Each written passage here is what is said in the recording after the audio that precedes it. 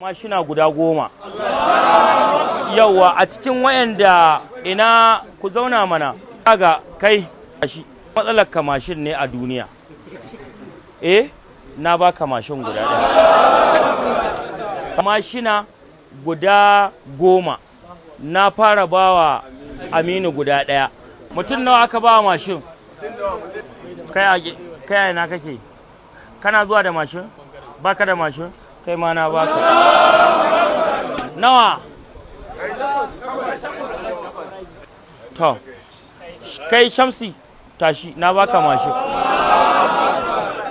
Ina zuwa. Ya isa ni iya guda 10 na siya. Ka a rinka kira mun ruwa. Tashi. Kai ma na baka mashin.